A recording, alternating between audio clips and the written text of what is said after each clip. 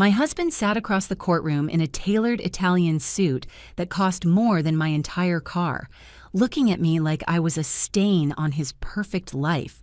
He thought he had already won.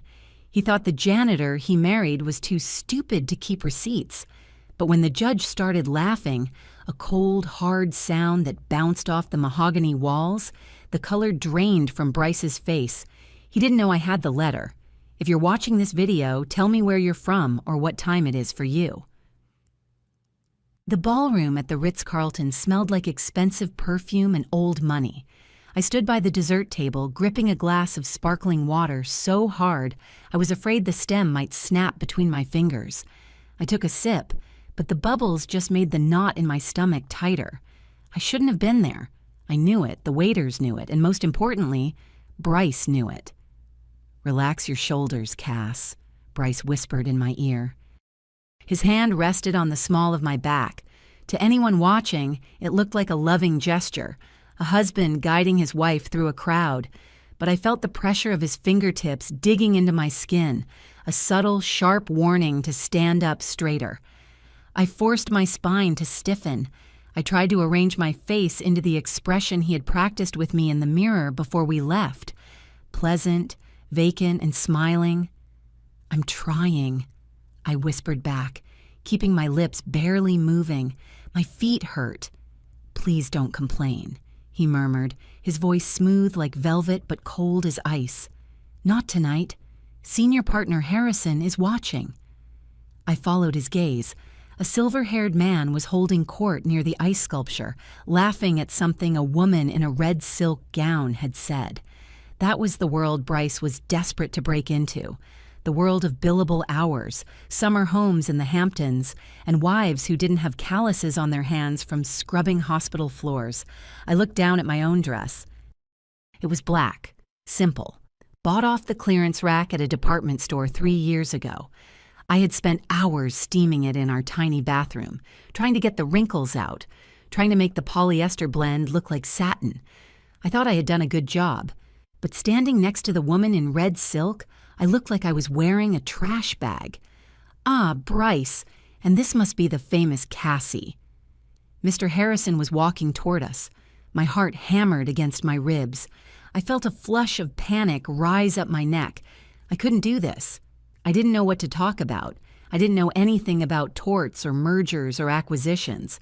I knew how to change a bedpan without waking a patient. I knew how to stretch a pound of ground beef into 3 meals. I knew how to get bloodstains out of scrubs. None of that was useful here. "Mr. Harrison," Bryce said, extending his hand. His smile was dazzling. It was the smile that had made me fall in love with him in the church basement 6 years ago. "It's an honor. Yes, this is my wife, Cassie." Mr. Harrison took my hand. His grip was loose, dismissive. He didn't look me in the eye. He looked at my hairline, then my necklace, assessing my value in 3 seconds flat. "Charmed," he said, already looking past me. "Bryce tells me you work in healthcare?" "Yes," I said, my voice coming out too high. I cleared my throat. I felt Bryce's hand tighten on my back again, a sharp pinch. "She works at Mercy General," Bryce interrupted smoothly. "She's incredibly dedicated to patient care, very hands-on." "Noble work," Mr. Harrison said, clearly bored. "My niece is a neurosurgeon at Hopkins. Perhaps you know her? Dr. Emily Vance?" I froze. A neurosurgeon. I changed sheets. I wiped up vomit. I held hands with dying people who had no one else. I wasn't a doctor. I wasn't even a nurse yet. I was a nursing assistant, a CNA. I don't think so," I stammered. "I'm actually Cassie is thinking of going back to school," Bryce cut in, his voice louder, drowning me out. He laughed, a charming, self-deprecating sound. "But you know how it is. We're focusing on my bar passage and getting settled at the firm first. One career at a time, right?" Mr. Harrison chuckled. "Smart man. Keep the home fires burning, Cassie. A lawyer needs a strong support system." He patted Bryce on the shoulder and moved on to someone more important. I stood there, trembling. I felt like I had been slapped. Keep the home fires burning. as if I sat at home knitting while Bryce conquered the world, as if I hadn't worked double shifts for 4 years to pay for his tuition, his books, his suits, this very dinner.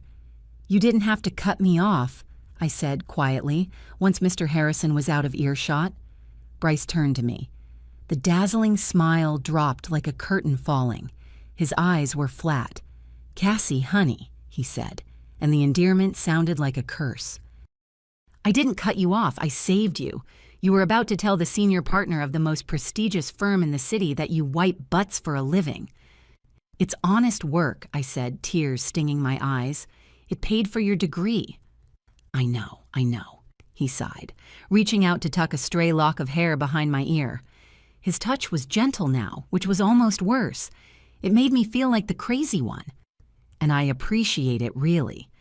But you have to understand context. Tonight isn't about reality, it's about image. And right now, the image I need is successful associate with a poised wife, not struggling student with a blue-collar partner. Do you understand? I'm doing this for us. For us. It was always for us. "I understand," I lied. I looked at the floor. "Can we go home? My feet are bleeding." "1 more hour," Bryce said, checking his Rolex, a graduation gift I had bought him by skipping lunches for 6 months. "Just try to smile, okay? For me." The silence in the car was heavy, suffocating. It wasn't a peaceful quiet. It was the kind of quiet that comes before a tornado touches down. I stared out the window at the city lights blurring past.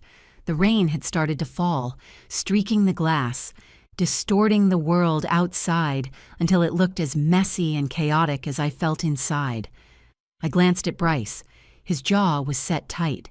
His knuckles were white on the steering wheel. He was angry. I knew the signs. He wouldn't yell. Bryce never yelled. Yelling was for people who lost control, and Bryce Hayes never lost control. Instead, he would dissect me. He would take apart my evening, moment by moment, and explain exactly how I had failed him, all while sounding like a disappointed schoolteacher. "I thought the chicken was dry," I said, trying to break the tension. A stupid comment. Meaningless. "The chicken was fine," Bryce said. He didn't look at me. "Okay," I whispered. I went back to staring at the rain. "Why did you wear the shawl?" he asked suddenly. I blinked. "What?" "The shawl, Cassie. The gray thing you had draped over your arms. Why did you wear it?" I was cold," I stammered. "And the dress doesn't have sleeves. I didn't want to look.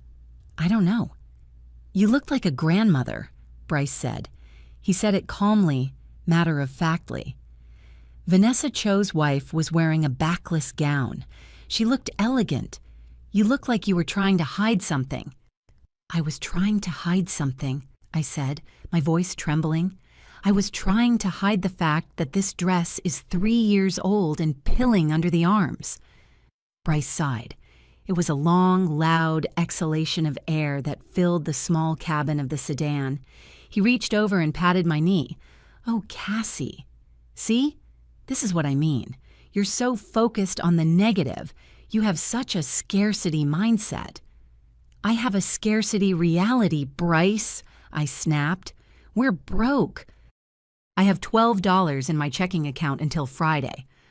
"We are investing," he corrected me, his voice taking on that patronizing tone he used when explaining the law. "We are in a transition period. My salary is significant, but the startup costs of this lifestyle are high. The suits, the dinners, the networking, it's all capital investment. You need to see the big picture." "The big picture is that I'm tired," I said. "I worked a 12-hour shift before the dinner. I have a double shift tomorrow. I'm exhausted, Bryce." He pulled the car up to the curb in front of our apartment building. It was a brown brick building in a neighborhood that was up and coming, which was real estate speak for still dangerous but expensive. He put the car in park and turned to face me. The street lamp outside cast half his face in shadow. "I know you're tired, honey," he said softly.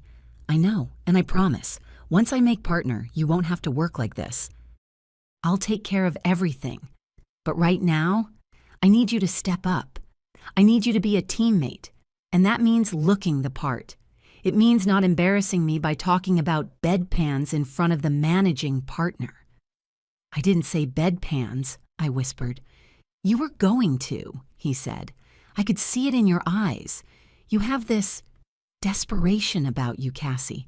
It clings to you like a smell. You need to scrub it off. Scrub it off. Like dirt.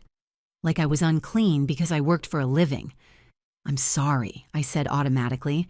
It was a reflex. Apologize to keep the peace. Apologize to make him smile again. It's okay, he said, leaning in to kiss my forehead. His lips were dry. We'll work on it. Maybe I can ask Vanessa to take you shopping. She knows what's appropriate. I felt bile rise in my throat. Vanessa Cho, the junior associate he worked with. The one who always looked like she had just stepped out of a magazine. I don't need Vanessa to take me shopping, I said. I just need, I need to sleep. Go get some rest, he said benevolently. I'm going to stay up for a bit. I have some emails to catch up on. Okay, I said. I opened the door and stepped out into the rain. He didn't offer to walk me to the door. He didn't offer to hold the umbrella. He just watched me go, safe and dry inside his climate-controlled bubble, while I ran through the puddles in my clearance rack heels. The alarm went off at 4:30 in the morning. It was a hateful sound, a screeching digital pulse that pierced right through my skull. I slapped a hand onto the nightstand, fumbling for the phone, knocking over a glass of water in the process. Damn it, I hissed. I froze, looking over at the other side of the bed. Bryce didn't move. He was buried under the duvet, sleeping the deep, untroubled sleep of the righteous, or the wealthy. He wouldn't have to wake up until 7:30. He would take a long, hot shower, drink the artisanal coffee he insisted we buy, and stroll into the office at 9. I crawled out of bed, shivering. The apartment was freezing. We kept the heat low to save money. My idea, ironically. I tiptoed to the bathroom, careful to avoid the squeaky floorboard in the hallway. I turned on the light and winced at my reflection. Dark circles, pale skin. My hair was a frizzy mess from the rain last night. I looked 5 years older than I was. I looked like exactly what Bryce had said. Desperate. I quickly washed my face with cold water. Hot water took too long to warm up, and pulled on my scrubs. They were navy blue, worn soft at the elbows and knees. I loved these scrubs. They were comfortable. They were practical. But looking at them now, hanging loosely on my frame, I felt a sudden wave of shame. Scrub it off. I went to the kitchen. It was a narrow galley kitchen with linoleum that was peeling in the corners. I opened the fridge. A carton of milk, half a loaf of bread, some wilting spinach, and a 6-pack of imported beer that Bryce liked. I made instant coffee. Bryce had the French press, but I didn't have time for that. I drank the bitter sludge standing up, staring at the calendar on the wall. Rent was due in 3 days. The student loan payment, mine because his were deferred, was due next week. The electric bill was sitting on the counter, unopened. I did the mental math, the constant running calculus that played in the back of my mind every waking hour. Paycheck comes Friday, $1,200. Rent is $950. Electric is probably $80. That leaves $170 for food, gas, and everything else. It didn't add up. It never added up. I looked at Bryce's briefcase sitting by the door. It was leather, sleek, Italian. It had cost $400. He had told me it was essential equipment, just like the suits, just like the dinners. I walked over to it. I didn't know why. I usually never touched his things. He was particular about his privacy. But something about the way he had looked at me last night, the way he had dismissed my entire existence as an embarrassment, made me bold. I reached out and touched the leather handle. It was cool and smooth. "We are investing," he had said. But who was the investor, and who was the asset? I was the one putting in the capital, The sweat, the tears, the literal dollars from scrubbing floors. And he was the one appreciating in value. He was the stock that was going up. And me, I was just the overhead, and overhead gets cut when margins get tight. I shook my head, pulling my hand away. I was being paranoid. I was just tired. Bryce loved me. We were a team. He was stressed about the new job, that was all. Once he settled in, once the money started coming in, everything would be different. We would laugh about these days. We would sit in our summer home in the Hamptons and say, "Remember when we ate instant oatmeal and drove that beat-up Honda?" I grabbed my keys and my bag. I took one last look at the closed bedroom door. "Have a good day," I whispered to the silence. He didn't answer. He never did. The fluorescent lights of the grocery store hummed with a low, headache-inducing buzz. I was in line at checkout 4, staring at the person in front of me. They were buying a cart full of food, steaks, wine, fresh strawberries, multiple boxes of cereal. I felt a pang of jealousy so sharp it almost hurt. I looked down at my own basket, a rotisserie chicken marked down because it was yesterday's, a bag of rice, frozen broccoli, a carton of eggs, and a box of tampons, the essentials.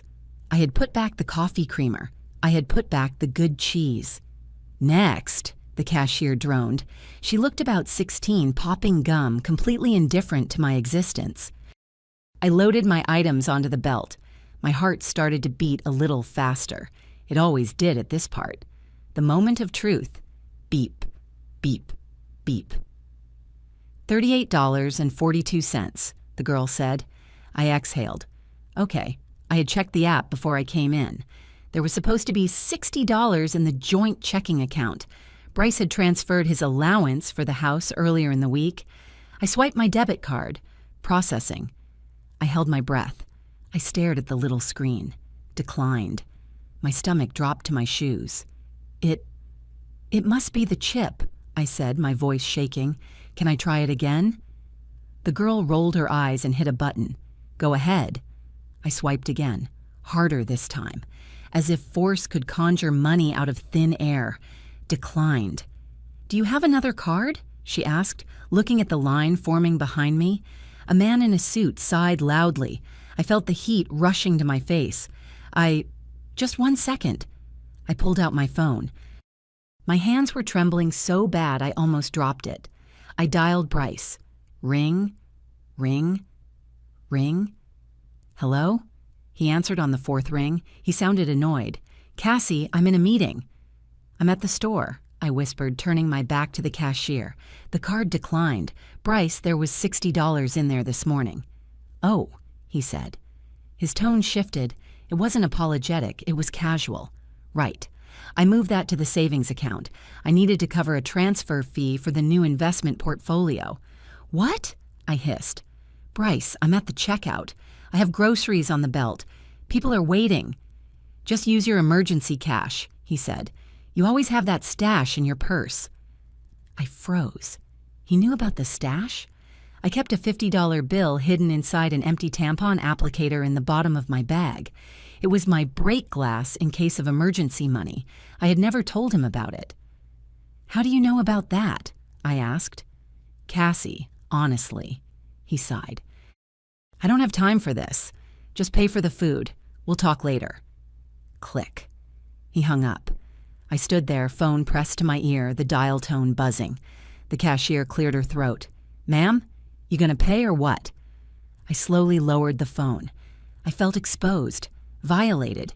He knew. He knew about my tiny secret safety net, and he expected me to use it to buy his eggs. Yes, I said quietly. I dug into my purse, past the wallet, past the keys, to the bottom. I pulled out the cardboard tampon tube. I uncapped it and pulled out the crumpled $50 bill. The cashier stared at it with disgust. Sorry, I mumbled. I smoothed it out on the counter. Here. She took it with 2 fingers like it was contaminated. She made change. She handed me the receipt. I grabbed my bags and walked out of the store, my face burning. I didn't look at the man in the suit behind me. I just walked, head down, feeling the weight of the grocery bags cutting into my fingers. He moved the money. He didn't tell me. And he knew about the 50. How much else did he know? And how much else was he hiding? It was Sunday afternoon. Bryce was watching football in the living room. I could hear the roar of the crowd from the TV, the commentators' excited shouting. I was in the bedroom, surrounded by a mountain of laundry. We couldn't afford a professional dry cleaner, or rather, Bryce said we couldn't afford it for my clothes, but his suits required specialist care. To save money, I had learned how to steam and spot clean them myself. I was currently tackling his navy blazer, the one he had worn to a client lunch on Thursday. I hung the jacket on the back of the door and plugged in the steamer. As I smoothed out the fabric, I felt something crinkle in the inside pocket. I paused. Bryce usually emptied his pockets. He was meticulous like that. I reached in. My fingers brushed against thermal paper. I pulled it out. It was a receipt. I unfolded it. The header read, Le Jardin. I frowned. Le Jardin was a French bistro downtown. Very trendy, very expensive, and Bryce hated French food. He constantly complained about small portions and too much butter. I looked at the date. Thursday, 12:15 p.m. I looked at the total. $312.50. My breath hitched. $300? For lunch? I scanned the items.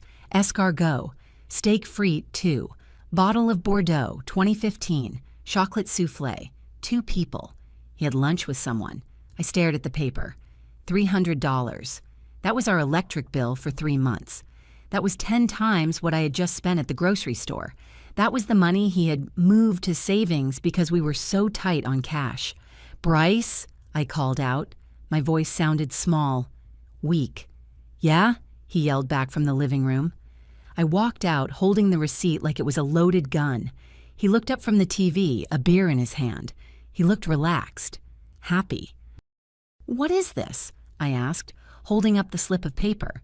He squinted. What is what? A receipt, I said, from Le Jardin, from Thursday. $300, Bryce. He didn't flinch. He didn't look guilty. He just looked annoyed that I was interrupting the game. Oh, that, he said, taking a sip of beer. Client lunch. I had to take out the VP of Archway Tech. We're trying to land their retainer. You spent $300 on lunch? I repeated, my brain refusing to process it. Our card got declined for $40 of groceries, and you spent $300 on lunch?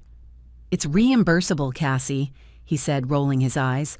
The firm pays me back. It's standard procedure.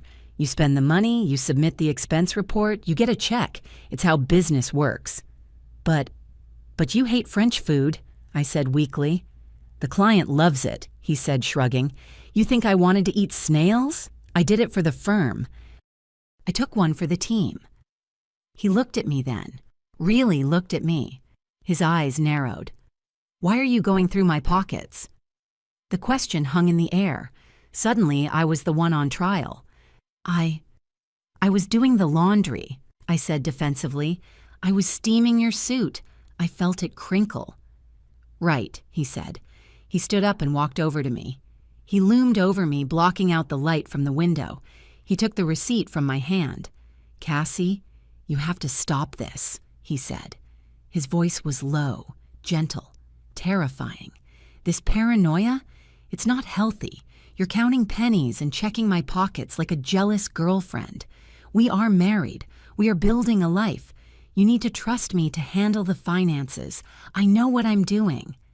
I do trust you, I said. But even as I said it, I knew it was a lie. Good, he said. He crumpled the receipt and tossed it onto the coffee table. Because if you don't trust me, we have a real problem. Now, can you get me another beer? This one is warm. I stood there for a second, looking at the crumpled ball of paper. Reimbursable. It made sense. It was logical. But there was a bottle of wine on that receipt. Bryce didn't drink wine during the day.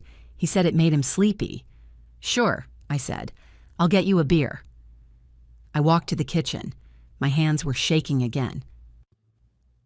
It was raining again. Of course it was. The universe had a sick sense of humor. I was driving to my second job, a night cleaning shift at an office park 10 miles out of town. It was 8 p.m. on a Tuesday. I had already worked a morning shift at the hospital. My back ached, my feet throbbed, and my eyes felt like they were filled with sand. My car, a 10-year-old sedan with a rusting frame and a transmission that liked to slip, was struggling on the highway. I gripped the steering wheel, whispering a prayer to the God of mechanics. "Come on," I muttered. "Just get me there, please. Just get me there." The car didn't listen. There was a sudden thunk, a shudder that rattled my teeth, and then the engine just died. The power steering locked up. The dashboard lit up like a Christmas tree. "No, no, no!" I screamed, wrestling the heavy wheel to guide the coasting car onto the shoulder. I rolled to a stop just inches from the guardrail. Semis roared past, shaking the entire car with their wake, spraying muddy water over my windshield. I sat there for a moment, gripping the wheel, staring into the darkness. Silence. Just the drumming of rain on the roof. I tried to turn the key. Click, click, click. Nothing. I grabbed my phone. 10% battery. Perfect. I called Bryce. Ring, ring, ring. "Voicemail," the robotic voice said. "Please leave a message." "Bryce," I said, my voice cracking. "My car died. I'm on the I-90 shoulder near exit 14. I'm scared. Please pick up. Please call me." I waited 5 minutes. 10. No call back. I tried again. Straight to voicemail this time. He had turned his phone off, or he was on Do Not Disturb, probably studying, or gaming, or sleeping. I looked at the clock. 8:15. My shift started at 8:30. If I was late, Mr. Henderson would dock my pay, or fire me. I couldn't afford to be fired. I called a tow truck. "Yeah, we can get someone out there," the dispatcher said, sounding bored. "Be about 2 hours.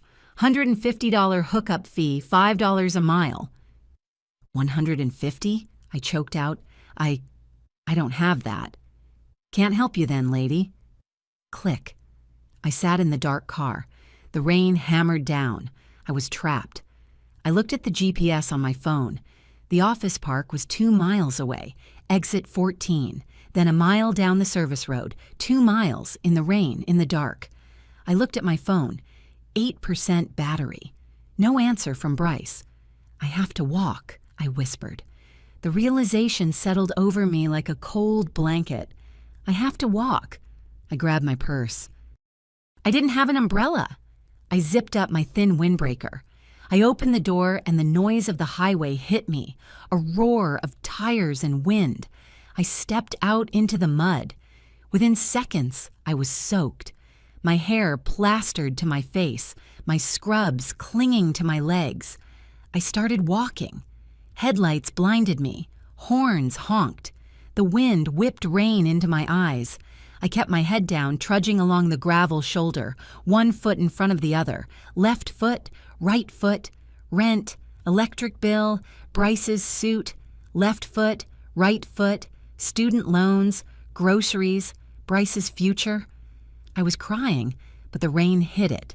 I was screaming inside my head, screaming for my husband to come save me, to answer his phone, to care.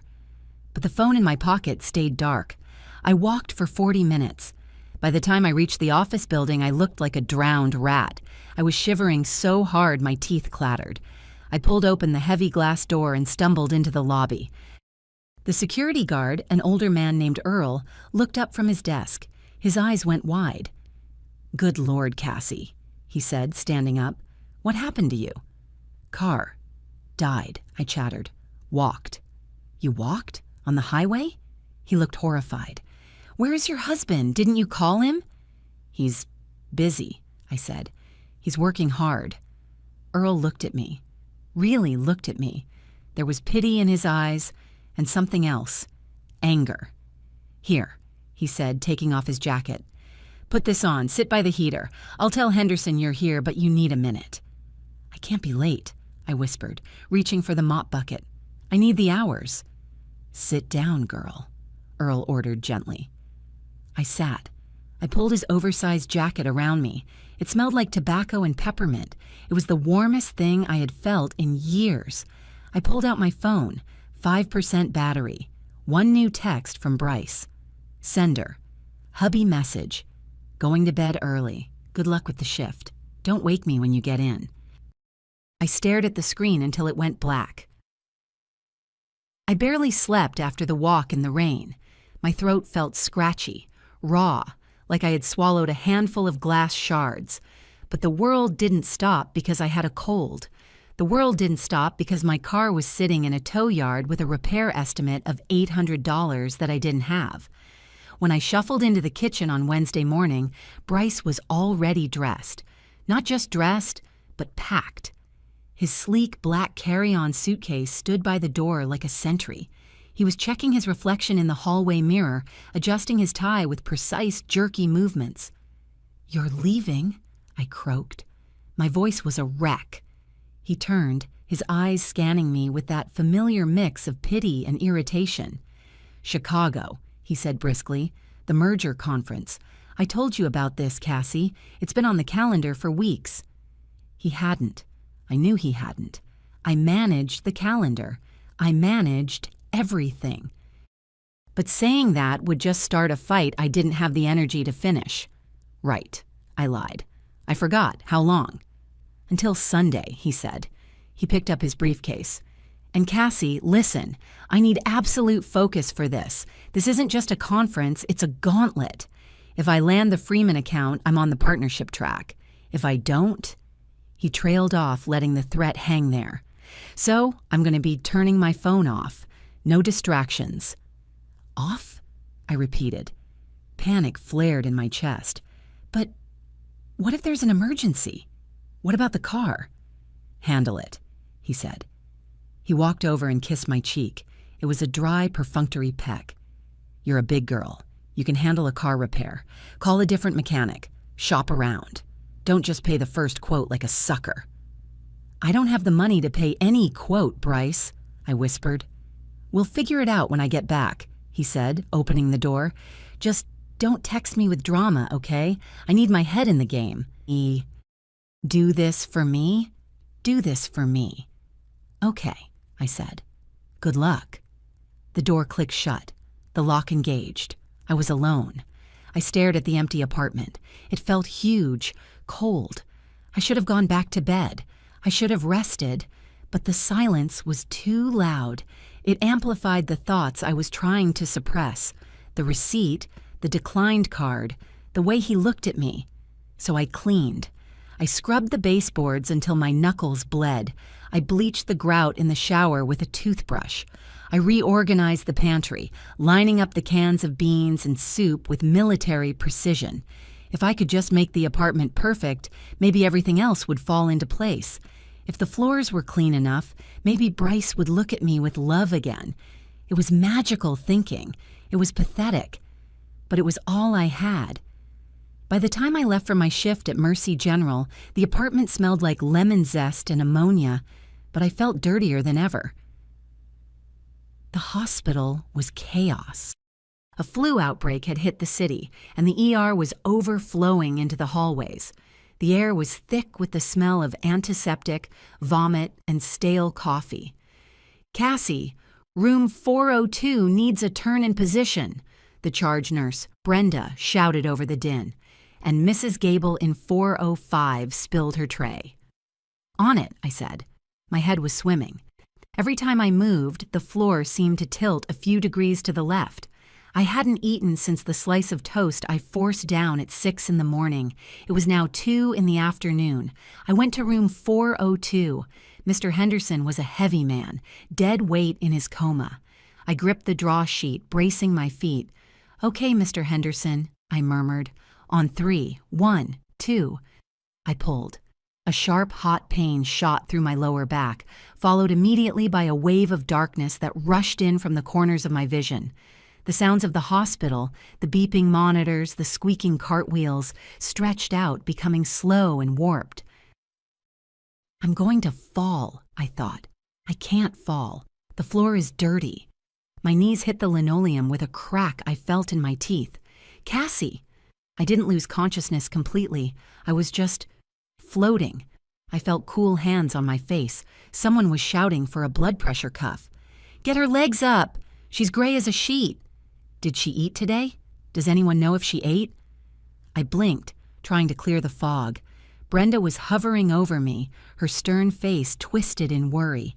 She was brushing my hair back from my sweaty forehead. "I'm fine," I mumbled, trying to sit up. I just stood up too fast. "You went down like a sack of potatoes, honey," Brenda said gently. She pressed a cold juice box into my hand. "Drink this, now." I sipped the apple juice. The sugar hit my bloodstream like a drug. The room stopped spinning. "I have to finish my shift," I said. "I need the hours, the car." "You are not finishing anything except this juice," Brenda said firmly. "I'm marking you down for the full shift, but you are going home. You're burning the candle at both ends, Cassie. We all see it." "I can't go home," I said, panic rising again. Bryce is away. It's just me." "Then you go home and you sleep," Brenda ordered. "Doctor's orders, or nurse's orders, which count for more. Go." She helped me stand. Her grip was strong, supportive. It was the most physical affection I had received in months. My eyes welled up. "Thank you, Brenda," I whispered. "Go," she said. "Take care of yourself, because nobody else is going to do it for you." She didn't know how right she was. The bus ride home took an hour. I didn't have the money for an Uber, and my car was still hostage at the tow yard. I sat in the back, head leaning against the vibrating window, watching the city roll by in grayscale. I got off at our stop and walked the 3 blocks to the apartment. It was only 3:30 in the afternoon. The building was quiet. Most people were at work. I unlocked the front door as quietly as I could, mostly out of habit. Bryce hated noise. Even when he wasn't there, I moved like a ghost in my own home. I stepped into the hallway and froze. There was a smell. Cologne, sandalwood, and expensive tobacco. Bryce's cologne. My heart stuttered. He must have sprayed it before he left, I told myself. It lingers. But then I saw the shoes. His loafers were kicked off by the entryway bench, not neatly aligned like usual, but haphazard, one on its side. He missed his flight? That was the only explanation. He must have missed the flight to Chicago and come back. I felt a surge of guilt. The apartment was clean, but I looked like a wreck. My scrubs were wrinkled, my hair was falling out of its bun, and I probably smelled like the hospital. He would be disappointed. I started to call out his name, to announce myself, to apologize for being home early. "Bryce?" I opened my mouth to say it. But then I heard his voice. It was coming from the living room. He was laughing. "No, man, you don't understand. It's perfect." I stopped. My mouth snapped shut. Something in his tone stopped me cold. It wasn't his husband voice. It wasn't his professional voice. It was a voice I hadn't heard in years. Unguarded, cruel, arrogant. I shouldn't listen. I should walk in. I should make noise. But I didn't. I took off my sneakers, setting them silently on the rug. I crept down the hallway, my socks sliding over the wood floor I had polished just this morning. I pressed myself against the wall just outside the living room archway. "She thinks I'm in Chicago," Bryce said. A pause. "Yeah, until Sunday. I bought myself a 4-day weekend. I needed a break from the heavy lifting." He chuckled. The sound made my skin crawl. "Heavy lifting?" "No, she's clueless. Completely. That's the beauty of it, Mark. She's so busy drowning in double shifts she doesn't have the brain power to question anything. I told her I turned my phone off for focus. She bought it hook, line, and sinker. My hands were trembling. I pressed them over my mouth to stifle a gasp. Who was Mark? He didn't have a friend named Mark. "Look, I know what you're saying," Bryce continued, the sound of ice clinking in a glass. He was drinking. "But you can't just dump a starter wife overnight. It's bad optics. The partners love the devoted husband narrative. It makes me look stable." Starter wife. The words hit me like a physical blow to the sternum. I couldn't breathe. The hallway seemed to tilt again, just like it had at the hospital. "She served her purpose," Bryce said, his voice dropping lower, more conspiratorial. "She got me through law school. She paid the bills when I was a broke student. I give her credit for that. She's a workhorse. But come on. Have you seen her lately? She looks like a refugee. I take her to these dinners and I'm terrified she's going to try to clear the table." Laughter. Cruel, barking laughter. "I'm just waiting for the bonus to hit in January," Bryce said. "Once that clears and I secure the partnership track, I'll handle the situation. I'll cut the dead weight. I'll give her a few grand, tell her we grew apart, send her on her way. She's used to being poor. She'll survive." Dead weight. Used to being poor. I squeezed my eyes shut. Tears leaked out, hot and fast, running over my fingers. "Yeah," Bryce said. "Veronica and I are going to check out that condo in the Marina District tomorrow. Since the wife thinks I'm in the Windy City, I've got free reign." Veronica, the junior associate, the one with the silk dresses and the shiny hair. "All right, I gotta go. I have a reservation at 6. Yeah, later, man." I heard the phone beep. I heard him sigh, a content, satisfied sound. I heard him set the glass down on the coaster. He was 20 feet away from me. The man I had shared a bed with for 6 years. The man I had starved for. The man I had walked in the rain for. He wasn't just falling out of love with me. He was laughing at me. He was stealing from me. I felt a scream building in my throat, a primal animal sound of rage and grief. If I let it out, I would burn this whole building down. But I couldn't let it out. If I walked in there now, what would happen? He would gaslight me. He would spin it. He would say I misunderstood. Or worse, he would accelerate his plan. He would kick me out today with $12 in my pocket and nowhere to go. I needed to survive. I moved backward. 1 step, 2 steps. My heart was hammering so hard I thought he must hear it, a drumbeat in the silent hallway. I retreated into the bathroom and locked the door with a trembling click. I sank to the floor, curling into a ball on the cold tile. I bit my knuckle to keep from sobbing out loud. The pain of teeth on skin grounded me, just a little. Starter wife. The words echoed in my head, bouncing around like a trapped bird. I looked around the bathroom. My toothbrush was in the cup next to his. My towel was hanging next to his. It all looked the same as it had this morning, but it was all a lie. It was a stage set, and I was the only one who didn't know the play was ending. I hyperventilated. Short, shallow gasps. My chest felt like it was being crushed by a vice.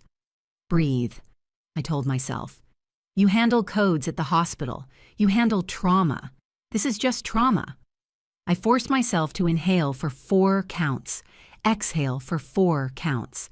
I had to get out. I couldn't stay here. If he found me, if he knew I knew, I lost my advantage. And right now, secrecy was the only currency I had. I stood up. My legs felt like jelly. I looked in the mirror. My face was blotchy, my eyes red and swollen. I looked exactly like what he said, a wreck. I turned on the faucet, splashing cold water on my face. I dried it quietly. I had to leave. I had to go somewhere he wouldn't look. I unlocked the door. I listened. The TV was on now. The news. He was distracted. I crept back down the hallway past the living room archway. I didn't look in. I couldn't risk it. If I saw him, I might kill him. I grabbed my sneakers. I didn't put them on. I held them in my hand. I opened the front door. The latch clicked. It sounded like a gunshot in the silence. "Hello," Bryce called out. "Who's there?" I froze. "Delivery," he shouted. I slipped out, pulling the door shut behind me before he could get off the couch. I sprinted down the hallway in my socks, ignoring the elevator, throwing myself into the stairwell. I ran down 3 flights of stairs, my breath tearing at my lungs. I burst out into the lobby, past a startled neighbor, and out onto the street. Only then did I stop to put on my shoes. I sat on the curb, shaking uncontrollably, tying my laces with numb fingers. I had nowhere to go. No, that wasn't true. I had one place. Tyler's apartment was on the other side of town, in a neighborhood that made ours look like Beverly Hills. It was a fourth-floor walk-up above a pawn shop. I pounded on the door. Tyler, open up! The door swung open. My brother stood there, shirtless, a towel around his neck, holding a wrench. He was a mechanic. The irony wasn't lost on me. Cass? He looked at my face and dropped the wrench. It clattered on the floor. What happened? Did he hit you? No, I choked out. Worse. He pulled me inside.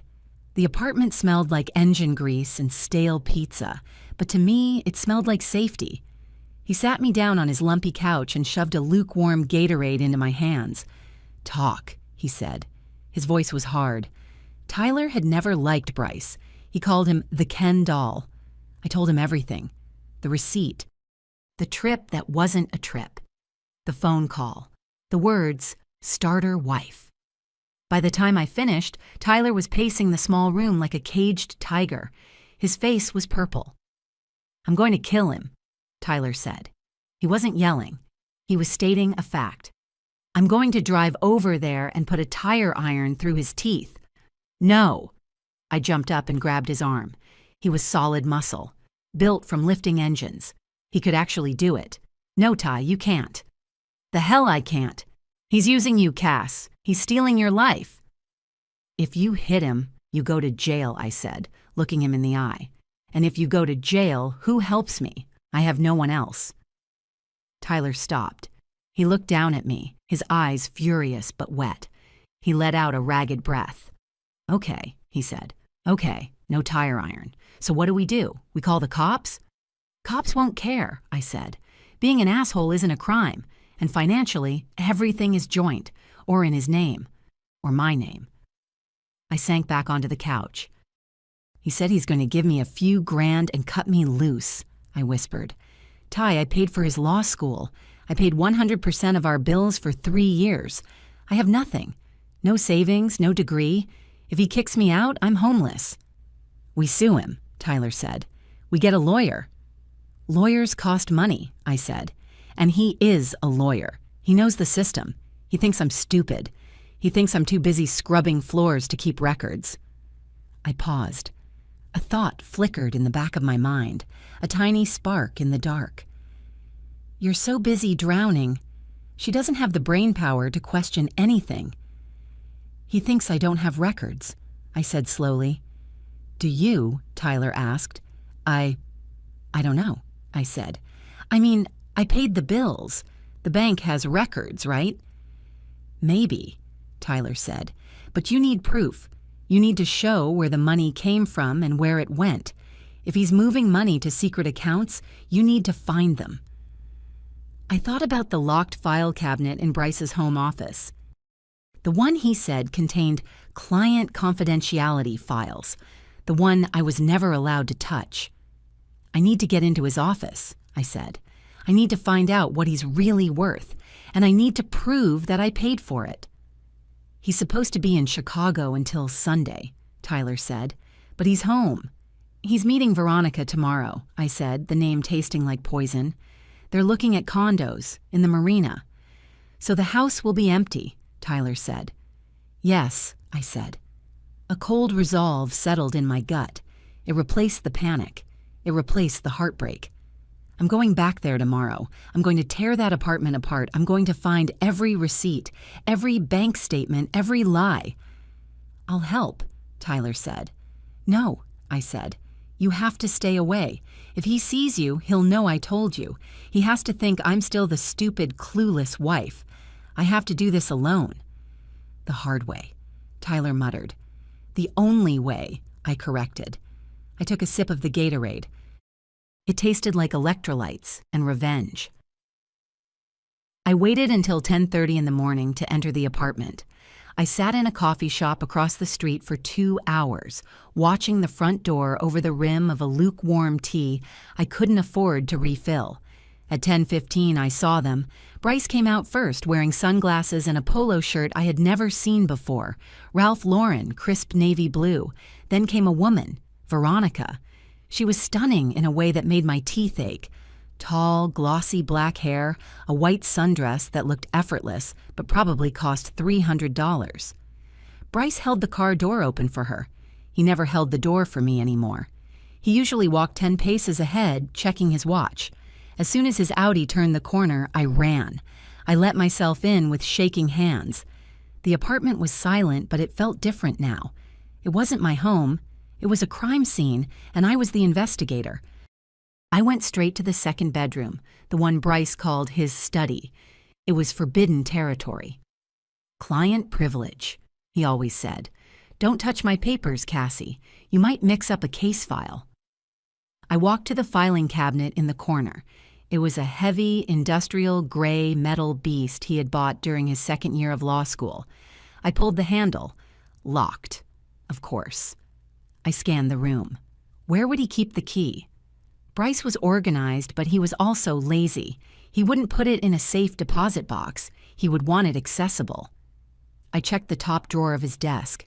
Pens, paper clips, a staple remover. I pulled the drawer all the way out, feeling the back of the wood. Nothing. I checked the bookshelf. I pulled out his Black's Law Dictionary and shook it. Nothing. I ran my hands under the desk chair. Nothing. Panic started to prickle at the back of my neck. He has it with him, I thought. He keeps it on his keychain. If he had the key, I was dead. I had risked coming here for nothing. I stood in the middle of the room, forcing myself to think like him. I am Bryce Hayes. I am arrogant. I am superior. I don't think my wife is smart enough to look for a key. I looked at the collection on top of the bookshelf. A row of antique tobacco tins he had started collecting because he thought it made him look distinguished. He didn't even smoke a pipe. I grabbed the first tin. Empty. The second one. Old coins. The third one, a rusted red tin that said Prince Albert. I shook it, a metallic rattle. I pried the lid off. Inside, nestled among some buttons and loose change, was a small silver key. "Got you," I whispered. I jammed the key into the lock. It turned with a satisfying clunk. I pulled the drawer open. It was packed tight with hanging folders. I started flipping through them. Taxes 2020. Taxes 2021, car insurance, student loans. I pulled the student loans folder. It was surprisingly light. I opened it. There was only one document inside, a deferment letter from 2 years ago. "What?" I said aloud. "I've been giving you $500 a month for these loans." I dug deeper. Where were the payment confirmations? Where were the statements? There was nothing. Just empty space where the proof of my money should have been. The file cabinet was a bust on the loans, but it gave me a direction. I needed the digital trail. I turned to his laptop. It was sitting on the desk, closed. A sleek silver MacBook. I opened it. The screen flared to life. Enter password. I stared at the blinking cursor. My reflection stared back from the glossy screen. Wide eyes, pale face. I tried the obvious first. Password, Hayes. Incorrect. I tried our anniversary. Password, June 12th. Incorrect. I tried the dog's name we had talked about getting but never did. Password, Buster. Incorrect. The screen shook. A message appeared. Password hint, priority. Priority. What was Bryce's priority? Me? No. His career? Maybe. Password, partner. Incorrect. I leaned back, running my hands through my hair. I was wasting time. They could come back. They could have forgotten something. If the door opened right now, priority. I thought about the gala, the way he looked at Mr. Harrison, the way he looked at his mother, Mrs. Helen Hayes, the woman who looked at me like I was a cockroach in her soup. Bryce worshipped her. He called her every Sunday without fail. He sought her approval like a plant seeks sunlight. I typed in her birthday. Password, Helen 3140. The loading wheel spun. 1 second, 2 seconds. The desktop opened. I let out a breath I didn't know I was holding. My hands were slick with sweat. I wiped them on my jeans. I was in. but being in was just the first step. Now I had to find the bodies. I clicked on the mail icon. It bounced once and opened. Thousands of emails. Harrison and Blake work emails, newsletters, spam. I went to the search bar. My fingers hovered over the keys. What do I search for? I typed, Veronica. The results populated instantly. There were hundreds of them.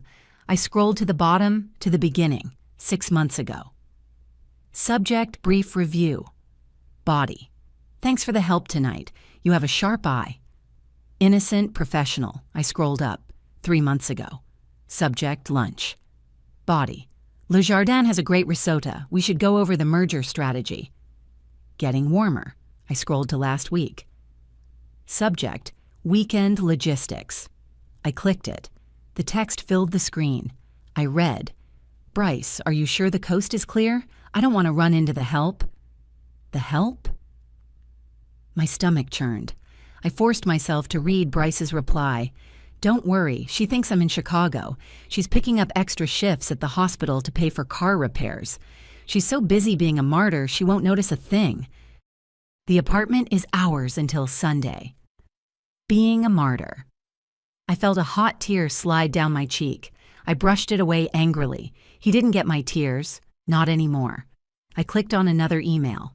Subject, future planning. Sender, Bryce Hayes. Recipient, Mark D. Mark, I need you to look over this draft separation agreement. I want to keep the alimony as low as possible. She's used to living on minimum wage, so I figure if I offer her $5,000, she'll think she won the lottery. Just need to make sure she can't touch the future partnership buy-in. I stared at the screen. He had already drafted the agreement. He had already put a price tag on our marriage. $5,000. I hit forward. I typed in my own email address. Then I deleted the sent message from the sent folder and the trash. I did this for 20 minutes. Every incriminating email, every receipt he sent to Veronica, every conversation with Mark about hiding assets. I was building a bomb, one click at a time. I minimized the email and opened Chrome. His banking tab was pinned. Of course it was. Bryce checked his money like other people checked Instagram. I clicked it. It auto-logged in. Thank God for his laziness. I was looking at the dashboard. Joint checking, $40.50. Joint savings, $100. Pathetic. Exactly what I expected. But then I saw the other tab, external accounts. There was a link to a bank I didn't recognize. Vanguard High Yield. I clicked it. It asked for a password. Helen 314. It worked. The numbers on the screen made me dizzy. Account name, B. Hayes, personal. Balance, $47,322. $47,000. I gasped, a sound that seemed too loud in the quiet room. $47,000. While I was taping my shoes together because the soles were flapping. While I was eating expired yogurt from the hospital cafeteria. While I was crying over a $40 grocery bill.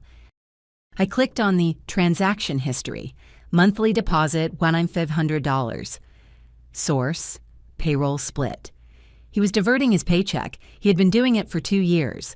I scrolled down. Withdrawal, $4,000, Tiffany & Co. Date, last week. I looked at my hand. My ring finger was bare. I had sold my engagement ring, a tiny chip of a diamond, 6 months ago to pay for his bar prep course fees. He told me he would replace it when we made it. He had spent $4,000 at Tiffany's last week, and it wasn't for me. I clicked on the student loans tab on the side. Payment history. Last payment 3 years ago. My head spun. No, I whispered. No, I gave you the money. I wrote the checks. I looked closer. He had taken the checks I wrote to Bryce Hayes for loan repayment and just deposited them into this secret account. He had let the interest accumulate on the loans while hoarding my money. He wasn't just leaving me. He was leaving me with debt that had ballooned while he stole the principal. I took screenshots. My hands were shaking so bad the mouse cursor was jumping all over the screen. Screenshot, save, email to self, delete from sent. I was robbing him. No, I was reclaiming what was mine. But it felt like robbery. My heart was pounding against my ribs like a trapped bird. I heard a noise outside, a car door slamming. I froze. I rushed to the window. It was just a delivery truck for the neighbors. I let out a shuddering breath. I checked the time on the computer, 11:40. I had been here for over an hour. They could be back any minute. I needed to leave, but I needed one more thing, the credit card. In the emails, he mentioned a platinum card he used for the hotel in Chicago, the fake trip. If I could get the number, I could track the location. I looked at the shredder under the desk. The bin was full. A cross-cut shredder. The worst kind. I pulled the bin out. Thousands of tiny confetti strips of paper. I didn't have time to sort this here. I looked around. I spotted a reusable grocery bag tucked between the desk and the wall.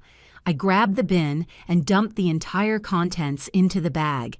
It made a soft, shushing sound like falling snow. I shoved the empty bin back under the shredder. I looked around the room.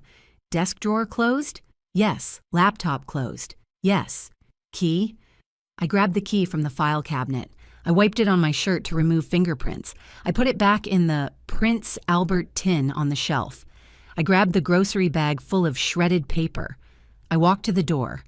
I put my ear against the wood. Silence. I opened it and slipped out. I didn't run this time. I walked, clutching the bag to my chest like it held the crown jewels, because in a way, it did. It held the truth. I didn't go back to Tyler's immediately. I went to the bank, not the online portal. The physical branch on 4th and Main. I walked in, still clutching my bag of shredded paper. I must have looked maniacal. A woman in scrubs, eyes red-rimmed, holding a grocery bag of trash. I approached the teller, a young man with a name tag that said, Jason. "Can I help you?" he asked, eyeing the bag. "I need statements," I said. My voice was raspy. "For the joint checking account, Bryce and Cassandra Hayes." "Okay," Jason said, typing. "For which month?" "All of them," I said. "For the last 5 years." Jason stopped typing. He looked at me. "Ma'am, that's a lot of paper. You can access those online." "I can't," I lied. "My husband changed the password and I need them for a rental application. Today." "Well, I can print the last 12 months, Jason said. "Anything older than that is archived. I'd have to order them from corporate. It takes 7 to 10 business days." "I don't have 10 days, I said. I leaned against the counter. "Please. Is there any way to get them now? There has to be a way." "I can print archived statements here," he admitted reluctantly. "But there's a research fee. It's $5 per statement. 5 years, 12 months a year, 60 months, $300. I had $40 in my pocket and 12 in the account. I can't afford that," I whispered. Jason looked at me. He looked at the desperation in my face. "Look," I said, "please, just the years he was in law school, 3 years ago to 1 year ago, when the big deposits came in, please." He chewed his lip. He looked around for his manager. The manager was busy on the phone. "I can print the summary sheets," Jason said quietly. "It's 1 page per year. It shows total deposits and withdrawals. It's free." "Yes," I said. "Yes, please, do that." The printer whirred. It was the most beautiful sound I had ever heard. He slid 3 sheets of paper across the counter. I looked at them. 2022. Total deposits $32,000. 2023. Total deposits $34,500. That was my salary, my CNA salary, every single penny I earned. 2022 total withdrawals $31,800. It matched. This was the proof. This showed that I was the sole earner. It didn't show the secret account, but it showed that the joint account, the one that paid the rent and the tuition, was funded entirely by me. "Thank you," I said to Jason. "You have no idea. Thank you." I grabbed the papers and shoved them into the bag with the shredded confetti. I walked out into the sunlight. I had the ammo. Now I just had to survive the war. Bryce returned on Sunday evening. He walked through the door with his suitcase and a fresh tan that he definitely didn't get in a Chicago conference room. I was sitting on the couch, folding laundry, his laundry, playing the role of the dutiful wife one last time. Home, he sighed, dropping his keys in the bowl. He didn't come over to kiss me. He didn't even look at me. He walked straight to the kitchen and opened the fridge. "We're out of sparkling water?" he called out. His voice was tight, weary. "I didn't go to the store," I said. "I was working." He appeared in the doorway holding an empty bottle. He looked at me with a sad, pitying smile. "See, this is what I mean, Cassie," he said softly. "You're just overwhelmed. You can't even manage the basics anymore. It's not your fault. I know you try, but it's exhausting to watch, watching you struggle to keep your head above water." I folded a pair of his socks. "I'm not struggling," I wanted to scream. "I'm drowning because you're standing on my head." "I'm sorry," I said, keeping my voice flat. "I'll get some tomorrow." "Don't bother," he said, waving a hand. "I'll have my assistant order a delivery. It's just easier than relying on... well, never mind." He walked into the bedroom. I heard the zipper of his suitcase. For the next 2 days, it was a campaign of subtle destruction. He didn't yell. He picked. When I chewed my toast at breakfast, he put on noise-canceling headphones with a grimace, as if my chewing was a jackhammer. When I asked about his trip, he gave one-word answers and then asked if I had remembered to pay the internet bill, implying I probably hadn't. I had. He was manufacturing a narrative. He was building a case where I was the incompetent, unhappy burden, and he was the saint who had put up with it for too long. He was preparing the ground so that when he swung the axe, he could tell himself he was doing me a favor. It happened on Tuesday night. The air in the apartment was brittle. I was rinsing dishes in the sink. We had a dishwasher, but Bryce said it wasted water, so I hand-washed. "Cassie," he said. He was sitting at the dining table. His hands were clasped on top of a manila folder. "Can you come sit down? We need to talk." My stomach did a slow roll. This was it. The script I had overheard was about to be performed live. I dried my hands on a towel. I walked over and sat opposite him. I didn't look at the folder. I looked at his face. He looked serious, pained, like a doctor about to deliver a terminal diagnosis. "I've been doing a lot of thinking," he began. His voice was gentle. "About us. About the trajectory of our lives." "Okay," I said. "I love you, Cassie." He lied. "I do, but I don't think I'm making you happy. I look at you and I see how tired you are. I see how out of place you feel in this new world I'm entering. The dinners, the pressure. It's not you, is it?"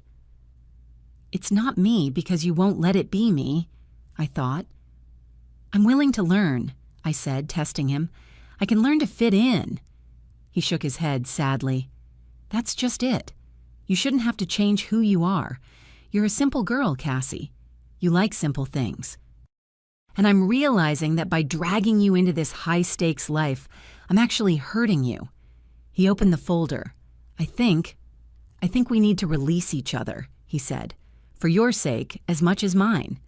He slid a document across the table. It was titled, "Separation Agreement." "I've had a friend draw this up," he said. "It's very generous. I want to make sure you land on your feet." I looked at the paper. I pretended to read it, even though I already knew what it said. Lump sum payment, $5,000. Waiver of all future spousal support. Waiver of claims to marital assets. $5,000, I asked quietly. "It's a lot of money," Bryce said, nodding encouragingly. "It's enough to get a fresh start. Maybe move back to your hometown. You could get a little apartment, find a job that isn't so stressful. You could be happy, Cassie. Truly happy." He reached across the table and covered my hand with his. His palm was warm. It made my skin crawl. "I just want you to be happy," he whispered. "What about the student loans?" I asked. "The ones in your name that I've been paying?" "Those are my burden," he said magnanimously. "I'll take full responsibility for my own debt. You won't have to worry about them ever again." "Because you never paid them," I thought. "Because you stole the money." "I need time to think," I said. "Of course," he said. "Take a day. But Cassie, the sooner we sign this, the sooner you can start your new life. I've already transferred the $5,000 to an escrow account. It's waiting for you." "There is one logistical thing," Bryce said, pulling his hand back. He cleared his throat. "What?" "The apartment," he said. "The lease is in my name. And with the firm, I need to stay close to the office. It's crucial for my partnership track." "So you want me to leave?" I stated. "I think it's best," he said. "Living together while separated, it would just be confusing. It would be cruel to you." "When?" "Well," he checked his watch, as if the date was written there. "I was thinking 30 days. That's standard, right?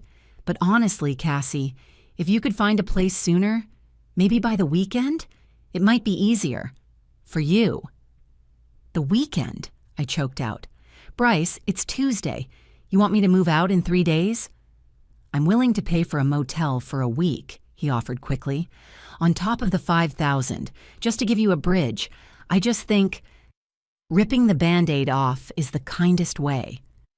The kindest way. He was kicking me out of the home I had scrubbed, decorated, and paid for so he could move his mistress in. And he was calling it kindness. "I can't leave by the weekend," I said. "I have nowhere to go." "You have Tyler," he said. His eyes hardened just a fraction. "Or your friends from the hospital. Surely one of them has a couch. It's temporary, Cassie. Just until you get settled with the settlement money." He stood up. The meeting was over. He had delivered the verdict. "I'm going to the gym," he said. "I'll be back late. Please, think about the offer. It's a lifeline, Cass. Don't let your pride make you drown." He walked out. I sat there staring at the separation agreement. $5,000 for 6 years of my life. $800 a year. $2 a day. That was what I was worth to him. I didn't wait for the weekend. I couldn't sleep in that bed another night knowing he was lying there plotting his new life with Veronica. I called Tyler. "Come get me." I started packing while I waited. It was a pathetic process. I went to the closet. His suits took up 3/4 of the space. My clothes, scrubs, jeans, a few sweaters from Target fit into 2 duffel bags. I went to the kitchen. The Vitamix blender? His. The Le Creuset pot? His. The espresso machine? His. I had bought them all. I remembered saving for 3 months to buy him that espresso machine for his birthday. I remembered the look on his face, not gratitude, but satisfaction. "Finally, decent coffee," he had said. I couldn't take them.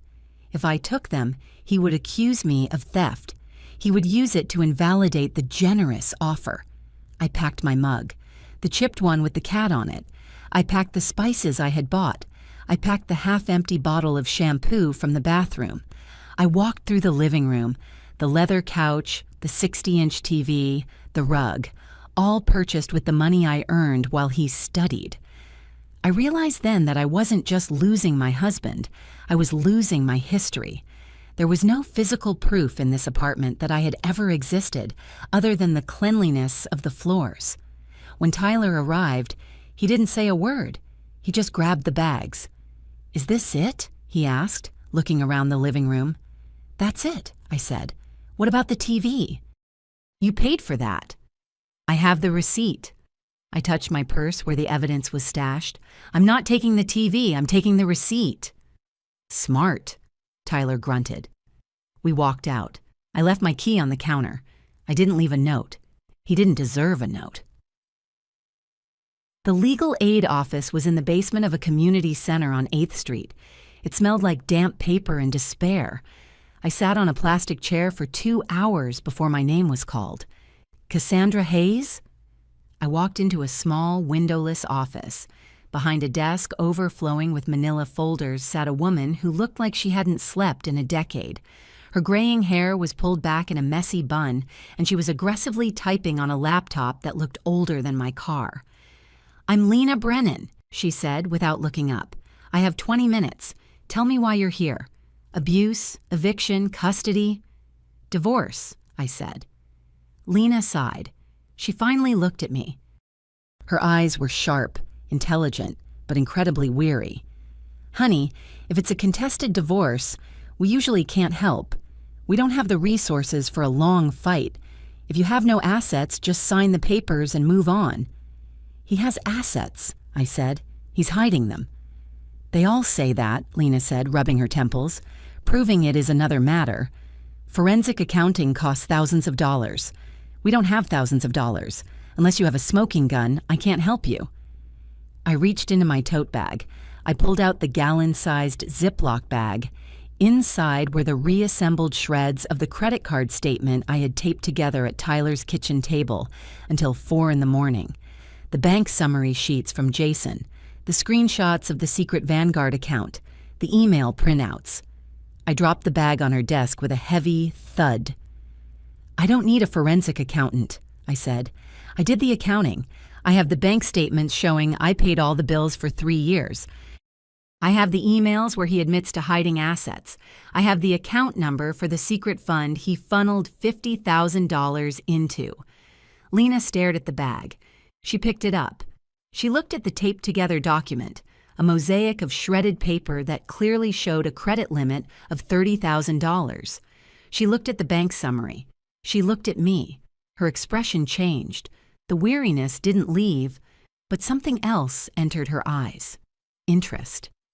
"You taped this together?" she asked. "Yes." "And these bank summaries, how did you get these?" "I begged the teller," I said.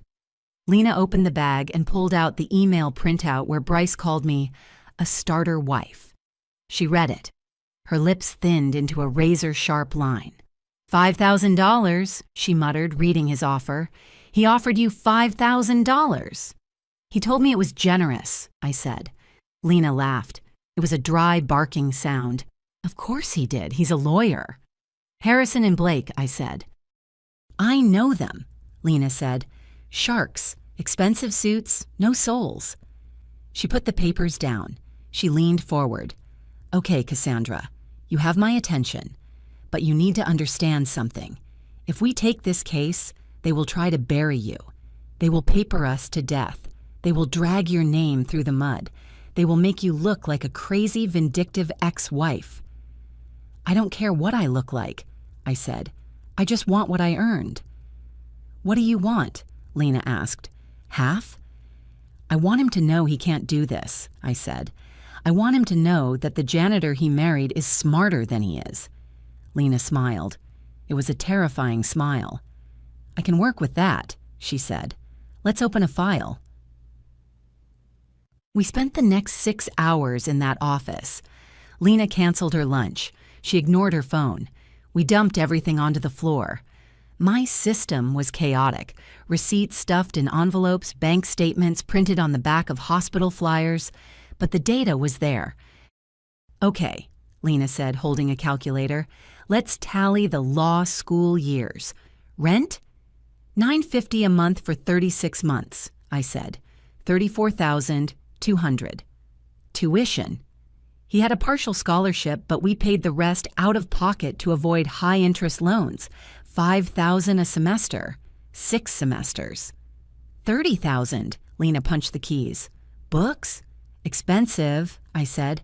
I have the Amazon receipts here. $3,400 total. Living expenses? Food, utilities, insurance? We went through it line by line. The numbers were staggering. When I was living it, $20 here and $50 there just felt like survival. But seeing it all added up, it was a fortune. Total contribution to marital, household, and education, Lena said, looking at the final number on the adding machine tape. $186,450. I stared at the number. I earned that? I whispered. I scrubbed enough floors to earn that? You earned that, Lena said, and he spent it, and now he wants to give you 5 back. She picked up the taped-together credit card offer, and this, she tapped the paper. This shows he lied on his financial disclosure. He claimed he had no credit, but this shows he has a platinum card with a $30,000 limit. Do you know what he bought with it? I think he bought a trip to Chicago, I said, and dinners at Le Jardin, and a necklace from Tiffany's. We'll subpoena the statements, Lena said. If he used marital funds to pay for an affair? Oh, the judge is going to love that. She started typing a document. Petition for divorce. Motion for temporary support. Motion to freeze assets. We're going to file tomorrow morning, Lena said. Before he knows you've even hired a lawyer, we're going to hit him first. He thinks I'm at Tyler's crying, I said. Let him think that, Lena said. She looked at me. Go home, Cassie. Get some sleep. The war starts tomorrow. I walked out of the office. The sun was setting. I felt lighter than I had in years. I didn't have a home. I didn't have a husband. But I had a number. 186,450. It wasn't just money. It was my life. And I was going to get it back. The conference room at Foster & Associates had a view of the entire city skyline, a subtle reminder that they owned the world, and I was just visiting. I wore my best outfit, a black skirt and a white button-down I'd ironed 3 times.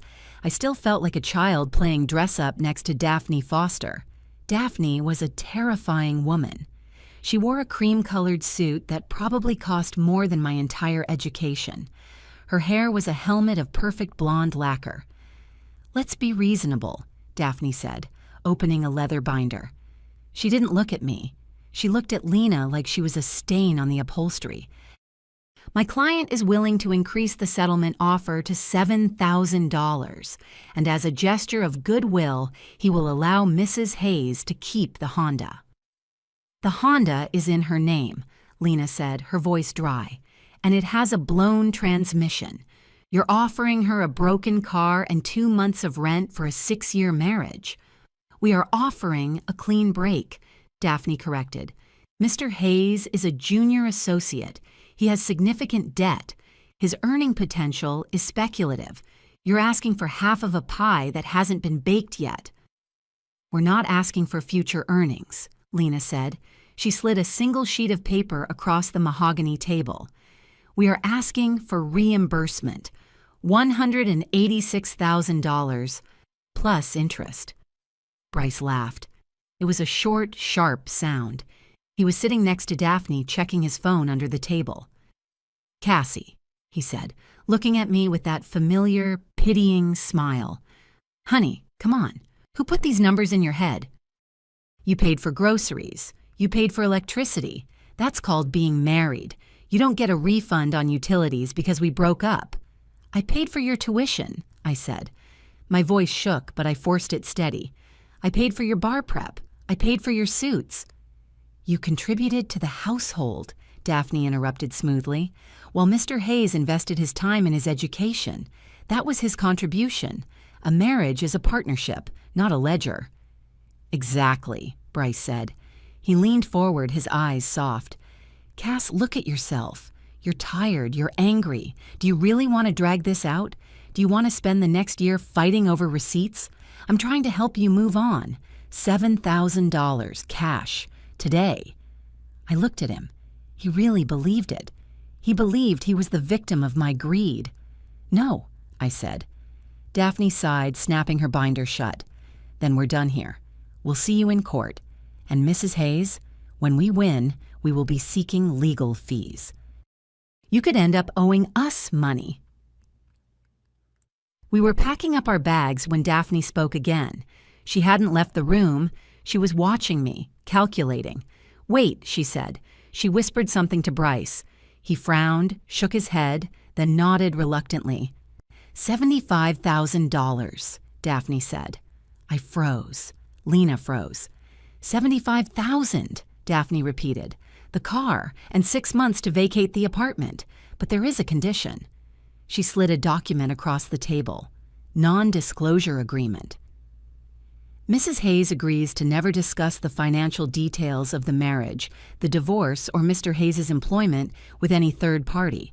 She agrees to make no disparaging statements on social media or to professional licensing boards. I stared at the number. $75,000. That was nursing school.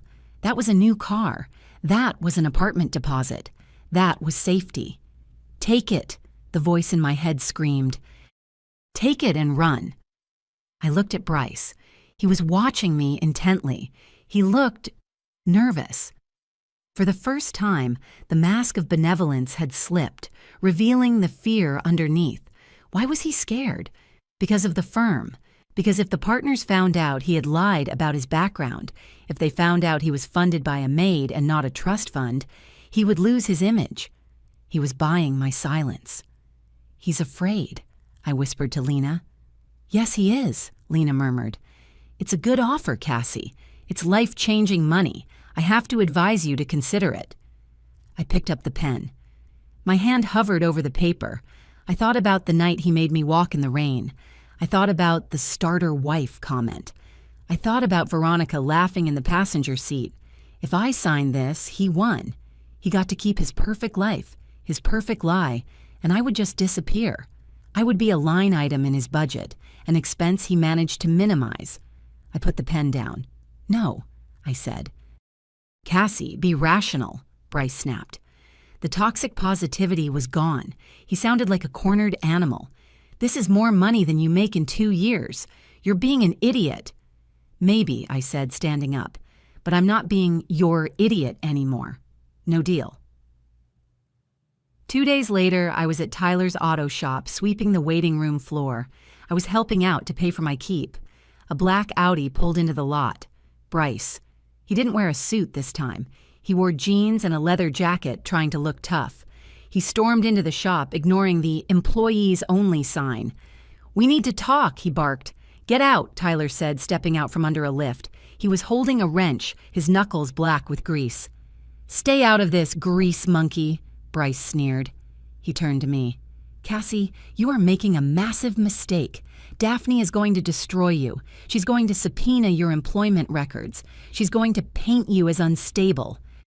She's going to bring up that time you were prescribed anti-anxiety meds. I took them because I was working 80 hours a week to support you, I shouted. Doesn't matter why, Bryce said, his voice dropping to a menacing whisper. It only matters how it looks. Unstable, dependent, vindictive. He stepped closer. And Tyler? I looked into this place. I bet OSHA would have a field day with that ventilation system. One phone call and he's shut down for months. Are you threatening my brother? I asked, stepping in front of Tyler. I'm negotiating, Bryce said. Sign the NDA, take the $75,000, or I burn everything down. He turned and walked out. I was shaking, not with fear, but with cold, hard clarity. He was desperate. He was terrified of the truth coming out. He's hiding something else, I said to Tyler. Something bigger than just the money. What? Tyler asked, still gripping the wrench. His parents, I said. He always told everyone his parents supported him. He told the firm, he told his friends, but they hated me. They refused to come to the wedding. I remembered something. A box. When we moved into the apartment, Bryce had brought a single box of junk from his parents' house. He told me to throw it out, but I, being the hoarder of memories, had stuck it in Tyler's storage unit instead. Ty, I said, do you still have the storage key? The storage unit smelled like dust and old rubber. We dug through piles of tires and car parts until I found it. A cardboard box marked Bryce, College. I ripped the tape off, old textbooks, a lacrosse trophy, a stack of birthday cards, and at the bottom, a heavy cream envelope. Unopened. What is that? Tyler asked. It's from his dad, I said. Postmarked 6 years ago, the week before our wedding. I opened it. My hands trembled. I read the letter. Bryce. We have made our position clear. If you proceed with this marriage to that cleaning girl, you are no longer a part of this family. We will not finance your law school. We will not support you. You are cutting yourself off from your legacy. Do not come back to us when you fail. Dad. I stared at the paper. He knew, I whispered. He knew he was cut off. He told me his parents were just holding back funds to teach him responsibility. He told the firm he was living off a trust fund. He lied to everyone, Tyler said. He committed fraud, I said, a smile slowly spreading across my face. He lied on his employment application. Harrison and Blake requires full financial disclosure. If they find out he's broke and lied about his background, he loses the job, Tyler said. He loses everything, I said. The courtroom was quiet. Judge Patricia Reeves sat on the bench. She was an older woman with sharp glasses and a face that suffered no fools. Daphne Foster stood up for her opening statement. Your Honor, this is a simple case. A brief marriage between two young people who grew apart. My client, Mr. Hayes, is a successful attorney who has tried to be generous. The petitioner, Mrs. Hayes, is attempting to use the court system to extract a lottery payout. She has no claim to his career. Lena stood up. She didn't use flowery language. Your Honor, this is a case about fraud. Not just marital fraud, but financial fraud. Mr. Hayes built a career on the back of his wife's manual labor while telling the world, and this court, that he did it alone. Bryce sat at the defense table, looking bored. He checked his watch. He thought this was a formality. Bryce took the stand. He looked handsome, trustworthy, the perfect lawyer. Mr. Hayes, Daphne asked, how did you finance your legal education? It was a combination, Bryce said smoothly. Scholarships, some loans, and support from my family. My wife contributed to groceries, certainly, but the bulk of the heavy lifting was mine. And the student loans? I am solely responsible for them, Bryce said. I have never asked her to pay them. Thank you, Daphne said. Lena stood up. She walked to the podium. She held the envelope in her hand. Mr. Hayes, Lena said, you stated that your family supported you during law school. Is that correct? Yes, Bryce said. They helped with living expenses. And you disclosed this family wealth to your employer, Harrison and Blake, as part of your background check? I did, Bryce said, looking annoyed. What does this have to do with the divorce? Everything, Lena said, because if you lied to your employer, you might be lying to this court. Objection, Daphne shouted. Overruled, Judge Reeves said, leaning forward. Mr. Hayes, Lena said, I have here a letter from your father, dated June 12th, 2018, the week before your wedding. Would you like to read it? Bryce's face went white. He recognized the stationery. I don't recall, he stammered. He writes, Lena read aloud, her voice ringing through the room, if you marry that cleaning girl, you are no longer a part of this family. We will not finance your law school. The courtroom went deadly silent. So, Lena said, if your parents didn't pay for your degree, Mr. Hayes, who did? Bryce looked at Daphne. Daphne looked at the table. I had savings, Bryce lied weakly. We have your bank records, Lena said. You had $12 in your account the day you started law school. Your wife, however, deposited $3,000 that same month, and every month after that for 3 years. Judge Reeves wasn't writing anymore. She was looking at Bryce, and then she started to laugh. It wasn't a polite chuckle. It was a deep, genuine laugh of disbelief. It bounced off the wood-paneled walls.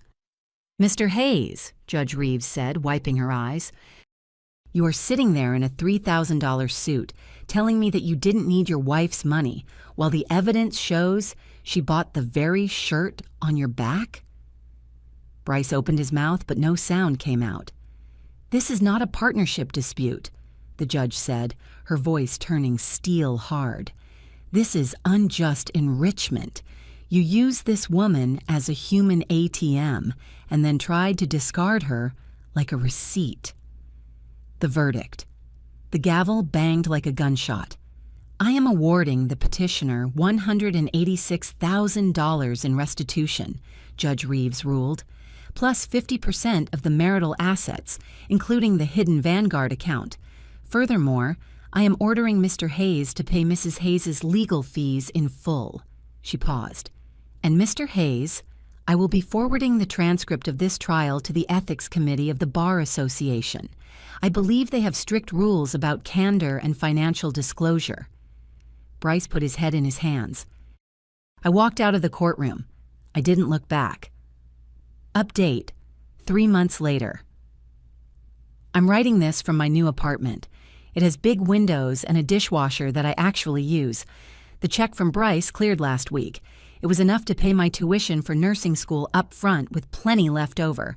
I quit the cleaning job. I only work at the hospital part-time now, and I'm actually sleeping more than 4 hours a night. As for Bryce, it turns out the Bar Association takes perjury very seriously. He was suspended pending an investigation. Harrison and Blake fired him the day the verdict went public. They don't like associates who lie about their background. I heard from Tyler that Bryce had to move back in with his parents. The same parents who hated him for marrying me. I imagine that house is a very fun place to be right now. Yesterday I got a text from an unknown number. Sender, unknown. Message, you ruined my life. I hope you're happy. I didn't reply. I just deleted it. I'm not happy because he's ruined. I'm happy because I'm free. And for the first time in my life, I know exactly what I'm worth. If this story resonated with you, leave a like and consider subscribing. You can also drop any comment below, even just one word. Maybe tell me where you're watching from, or what time it is right now. Sometimes one word is enough to say you were here.